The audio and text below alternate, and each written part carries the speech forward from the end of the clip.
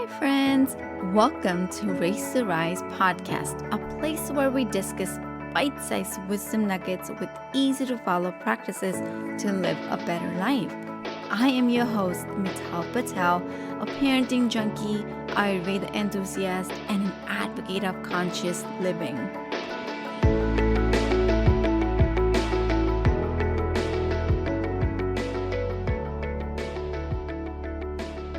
Work-life balance is easy, said no one ever. Right? Do you believe that? I want to share my personal story of how I just got promoted and how this whole busyness and productivity and no space to breathe have played a huge role in my well-being, having to see therapists and realization there's just so much going on. And so I want to unpack a little with you on how my new really desired promotion have made me realize that this is not what I really wanted. And so I really want to share this. I want to start by sharing this analogy that I read once, that there was this author who was, trying to build a fire during her family vacation. And what she did was she piled up paper, fire starters, and, logs of wood. But no matter how many matches she threw at the fire, it just wouldn't start. And so eventually, after trying it for so many times, it dawned on her that she had packed everything so tightly that oxygen simply couldn't even circulate. And so, in short, the fire had no space to breathe. Now, how many of us can attest to that our daily lives are often a lot like this author's, damp squib of a fire? We're just so busy packing our schedules with endless tasks and to-do lists that we can't fan the flames of our own potential. I mean, everyone and everything needs a breathing space, is what this author learned from the family vacation, the fire incident. And I think the key message here is that, we really don't have the space to just think, right? And it happens on a regular basis. So instead of thinking, we're constantly doing. From the moment our morning alarm wakes us up, our day just goes by in a blur of commuting, emails, and meetings, and often family responsibilities. And by the time we climb back into bed, all exhausted, overwhelmed, and tired, we wonder, did I really achieve anything today? I mean, let me just say, this is my story. This is what I felt last week. My schedules are so jam-packed, and especially after this new role that I've given at work, I've been promoted. The responsibility that came with it, I did not think that this is how crazy or this is how daunting it's gonna get. Trust me, if all this sounds familiar, then you've hit an uncomfortable but valuable truth like I did last week. Being busy and being productive are not the same thing. That was the revelation that sometimes it takes a moment of feeling to finally realize, because we all know stuff. Knowing is not everything. It's about, am I feeling it? Is this, am I experiencing it, right? So I got to experience this last week. And what's more important into this whole revelation, that, being too busy can actually kill your productivity. That's what was my highlight after understanding, after coming to this whole uncomfortable, valuable truth and experiencing it, that being busy and being productive are just two different things. And if you're not convinced, by this, then I want to share what actually happened, in my role, in my promotional role. So I was actually really excited to get this role. I had always wanted to do this. And finally, when I realized that, I am not growing and I'm going to quit the job and I want to focus on my coaching business, this opportunity came in. It was one of my dreams that I wanted to play this high key role and, impact the quality of the products that our company makes. And I was just so always excited and looking forward to do that. And so I finally got promoted, and little did I realize that it came with the crushing workload attached, because there was so many things that needed to be corrected, that needed to be, needed to have processes and needed to have a new strategies. And so there was just so much that came with it. And so to cope with my bursting schedule, even in like just on the first and second days, my schedule was just so bursting. I had meetings after meetings and, travel from one building to another building and looking at all these problems personally. It was just so daunting that I think on my third day, I had to skip my lunch. I just couldn't make it to my lunch break. And I have this whole health thing that, I take my lunch break at 12 o'clock, but that just, it was a new role, new week. I just couldn't adjust and couldn't make that space for myself because everybody wanted to have the conversation, and I had to be part of these conversations and be part of the problem and understanding what's going on. So I couldn't take my lunch. And there were just, there were other sacrifices too. But even so, I wasn't making a headway. Like, I wasn't feeling that I am achieving anything. I'm doing a lot of things and I'm busy, but, it wasn't to the level where I feel like, okay, yeah, this happened today.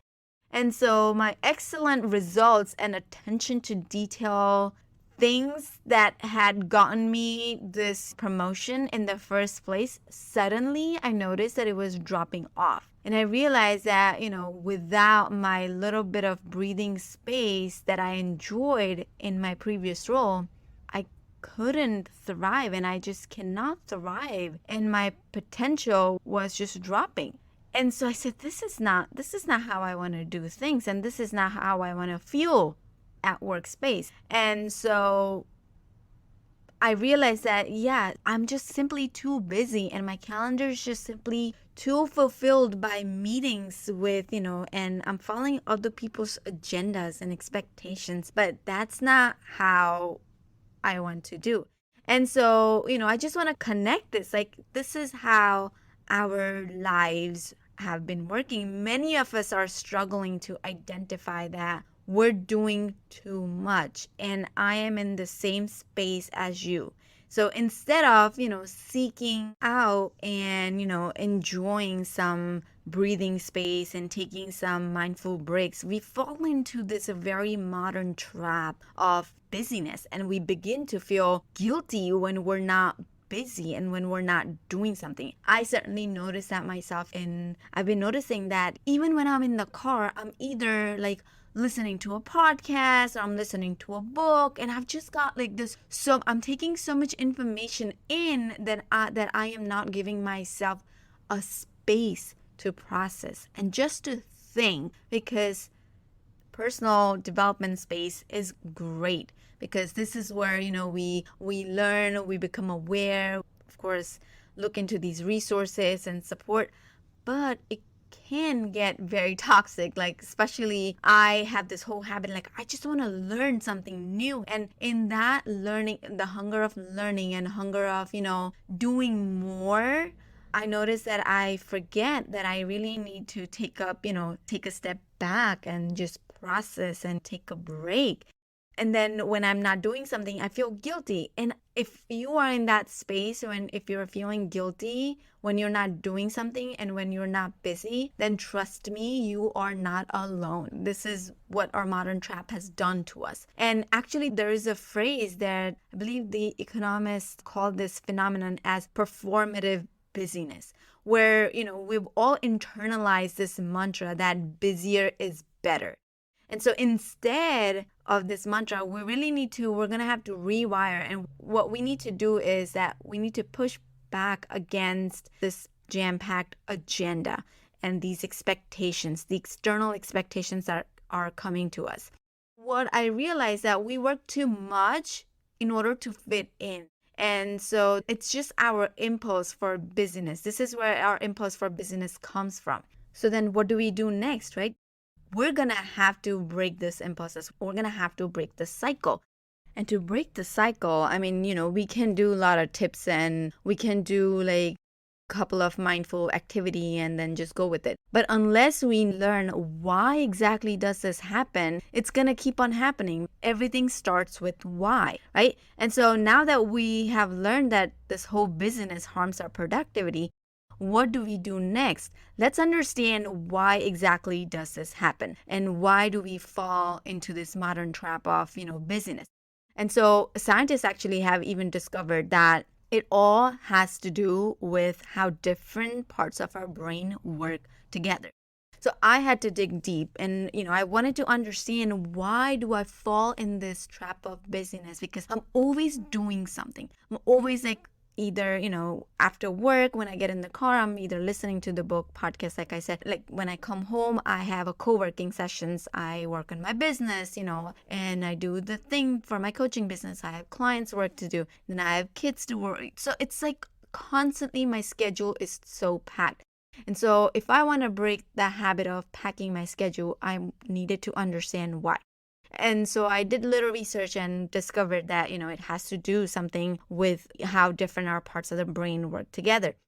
Consider that this hectic to-do list that's pinned to your workstation, at work, what this list represents is a number of difficult, complex tasks, right? To complete these tasks, we need to engage in an area of our brain called the frontal lobe, which carries out our most advanced thinking. But our frontal lobe has a short battery life. And so we really need to understand the science behind it. Sorry if I'm getting too technical, but I have to share what I learned because it has helped me to take break. Like yesterday we went, just a little off topic, that we actually went on a family hike and just went for like half hour, but it felt so refreshing and I felt so like, rejuvenated, and I was able to focus more. And so backing up, our frontal lobe has a short battery life and it gets tired quickly, and it needs regular breaks to recharge. So this means that if you keep pressing on with your to-do list without taking a break, at some point our frontal lobe will lose the efficiency and we start making mistakes and errors. We get frustrated because at that point, we go into this dysregulation. And so we no longer have this capacity of thinking or making decisions to the best of our ability. And so we need a break, right? And to understand why these breaks are so effective, I want to share this. Let's explore what happens in our brains when we get creative. Because the key message here is that I learned that taking breaks can boost our creativity, efficiency, and productivity. Right? And so let's understand the science behind the creativity. So the basis of creativity is the neurological connection between our current thoughts and our previous experiences. And it can only happen when our brains get free, undisturbed time, which of course we're not giving. And so in other words, our brain becomes creative when we give ourselves some time to think and we give ourselves time to relax. Once you start taking these breaks, you'll find out that it's so easy to find these benefits of breaks in real life. Actually, even a research and a case study was done, which found that even pausing for only 30 seconds was enough to improve workers' engagement and focus on a task. And that's why I have started doing my 30-second into a 60-second break every hour.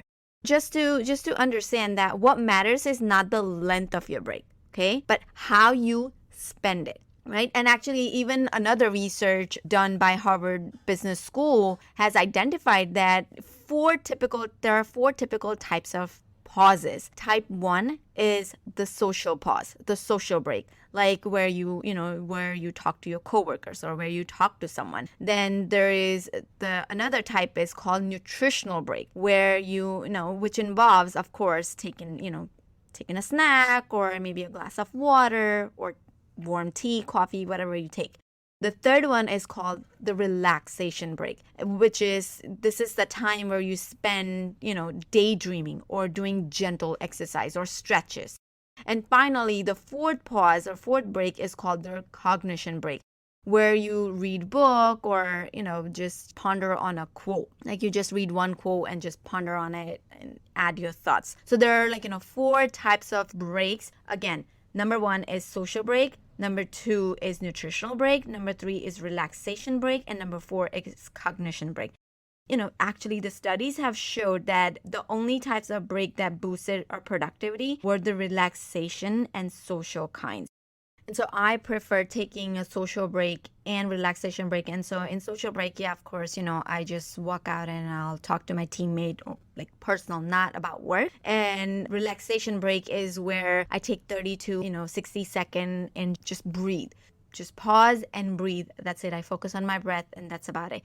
I have refrained myself from taking the cognitive breaks because it just puts me, because I get into this whole learning mode and then I just want to read more. And if I start reading a quote or something, then I just want to read more. Or another type is you just go on social media saying oh yeah, I'm just watching a motivational video.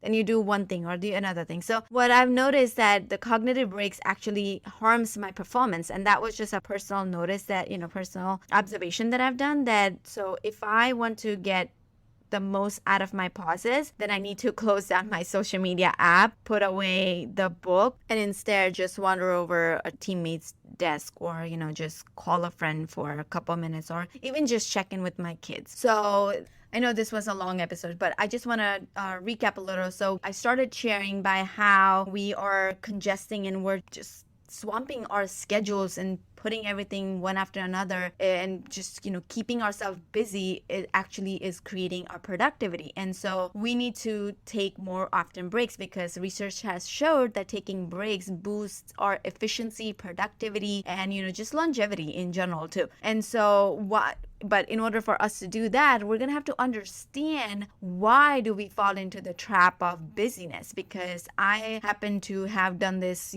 quite a few times. And actually, I've always been a doer. And for my health and for my well-being, it's important for me to take a pause and it's important for me to rest and relax. But I just fall into this trap. So I had to do the research. So I wanted to share this research, how this is all related to the part of the brain it works with. And so, and we also shared the four types of the pauses that we can take in between our schedules that can actually re-energizes us and helps us boost our productivity and efficiency and helps us take more break. That's it for this week's episode of Race to Rise. Be sure to sign up to our email list at risewithmittal.com and join us again next time for more wisdom about life, kids, and everything in between. I am Mittal Patel, wishing you happy raising and rising.